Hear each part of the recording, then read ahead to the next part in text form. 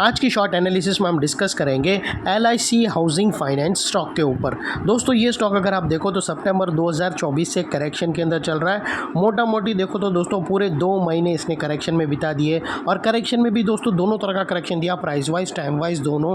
Price wise correction के अंदर stock काफ़ी हद तक डाउन साइड करेक्ट हुआ और टाइम वाइज करेक्शन के अंदर स्टॉक ने साइडवे कंसोलिडेशन किया, एक स्ट्रॉन्ग बेस बनाया और अल्टीमेटली इसको ब्रेकआउट किया।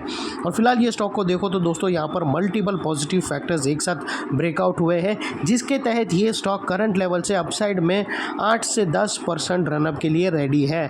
लेकिन दोस्तों इसमें कोई भी हमारी बाय सेल होल्ड रिकमेंडेशन नहीं है, ये प्योरली एजुकेशन पर्पस से मैं अपना पॉइंट ऑफ व्यू आप लोगों के सामने शेयर कर रहा हूँ। कोई भी पोजीशन लेने से पहले अपने फाइनेंशियल एडवाइज़र को ज़रूर कंसल्ट कर लेना। फ्रेंड्स आप लोग देख सकते हो कि ये वो टॉप एरिया था जहाँ से करेक्शन स्टार्ट हुआ था और यहाँ से कुछ इस तरह से downward sloping parallel channel stock के अंदर बनी और जब तक स्टॉक ये डाउनवर्ड स्लोपिंग पैरेलल चैनल में था, स्टॉक के अंदर प्राइस वाइज करेक्शन कंटिन्यू रहा और यहाँ पर back to back lower lows hit हुए। दोस्तों अगर आप देखो तो फर्स्ट लोअर लोज यहाँ हिट हुआ, सेकेंड लोअर लोज यहाँ हिट हुआ, थर्ड लोअर लोज यहाँ हिट हुआ और लास्ट लोअर लोज यहाँ हिट हुआ। और जैसे ही दोस्तों ये downward sloping parallel channel upside में ब्रेकआउट हुई, इसने मल्टीपल हायर हाइज को ब्रेक करके उसके अबाउ सस्टेन क्लोजिंग देकर कंफर्म कर दिया करेक्शन कंप्लीटेड। यहाँ पर दो बड़ी चीज़ एक साथ हमें मिली फ्रेंड्स। पहले तो इसने डाउनवर्ड स्लोपिंग पैरेलल चैनल को अपसाइड में ब्रेक किया, जिसके वजह से जो स्ट्रेट डाउनसाइड फॉल आ रहा था प्राइस वाइज करेक्शन का, वो अल्टीमेटली रुक गया।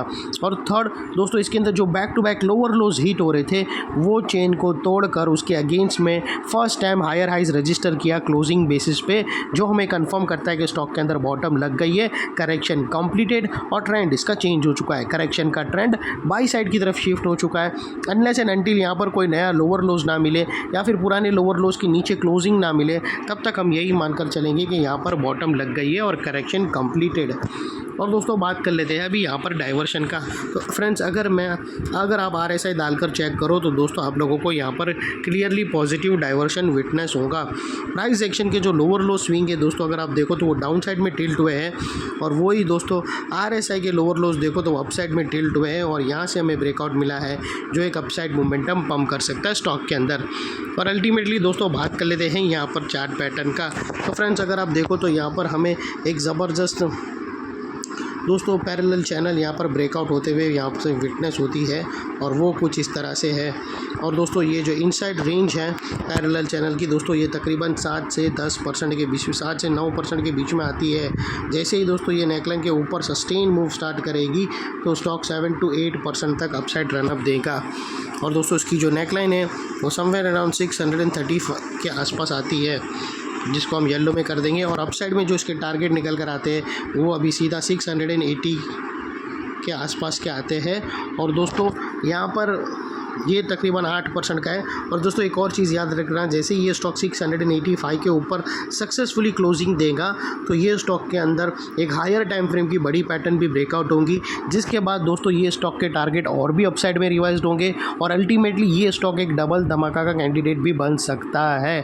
और दोस्तों बात कर लेते हैं यहाँ पर स्टॉप लॉस की। तो आप अपने एडवाइज़र को पूछकर ATR की हेल्प ले सकते हो या फिर फर्स्ट ब्रेकआउट कैंडल के लो के नीचे क्लोजिंग बेसिस पे भी रख सकते हो। और या फिर दोस्तों अगर आप देखो तो फर्स्ट ब्रेकआउट की कैंडल का लो और ये जो पैरेलल चैनल है उसका जो 50% है मिड लाइन, वो एक ही एरिया पे नियर बाय है जो एक स्ट्रॉन्ग सपोर्ट बनकर खड़ा है, तो उसके नीचे भी क्लोजिंग बेसिस पे आप अपना स्टॉप लॉस रख सकते हो। जो भी स्टॉप लॉस रखो दोस्तों एकदम मेक श्योर करना कि आपका risk to reward ratio at least 1:2 या मिनिमम 1:1.5 रहना चाहिए। यहाँ पर अगर आप देखो तो आपका रिस्क का एरिया दोस्तों इतना रहेगा, उसके अगेंस्ट में आपका रिवॉर्ड का एरिया दोस्तों इतना रहेगा। और सेकेंडली दोस्तों नेकलाइन के पास का ये एरिया बहुत ही इंपॉर्टेंट एरिया बनकर खड़ा है, क्योंकि अगर आप देखो तो मल्टीपल पॉजिटिव फैक्टर्स यहाँ पर एक्शन में आते हुए मिले। दोस्तों यही एरिया पे downward sloping parallel channel upside में ब्रेकआउट होते हुए मिली, यहाँ पर ही दोस्तों लोअर लोज हायर हाइज में शिफ्ट होते हुए मिले, यहाँ पर ही दोस्तों RSI के through clear positive diversion breakout होता हुआ मिला और यहाँ पर ही दोस्तों एक पैरेलल चैनल रेंज या फिर डार्वर्स बॉक्स पैटर्न ब्रेकआउट होते हुए मिली।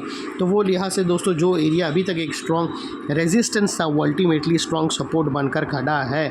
और दोस्तों इतने बड़े स्ट्रॉन्ग सपोर्ट के नीचे क्लोजिंग बेसिस पे तुम्हारा स्टॉप लॉस रहना चाहिए जो आसानी से हिट ना हो। और बाय एनी चांस अगर क्लोजिंग बेसिस पे हिट हो जाता है तो दोस्तों नो इफ़ नो बट सीधा स्टॉप लॉस देकर ट्रेड को वाइंड अप कर देना चाहिए। ये थी हमारी शॉर्ट एंड स्वीट एनालिसिस। अच्छी लगे तो प्लीज़ चैनल को लाइक शेयर सब्सक्राइब ज़रूर करना। Thank you. जय हिंद।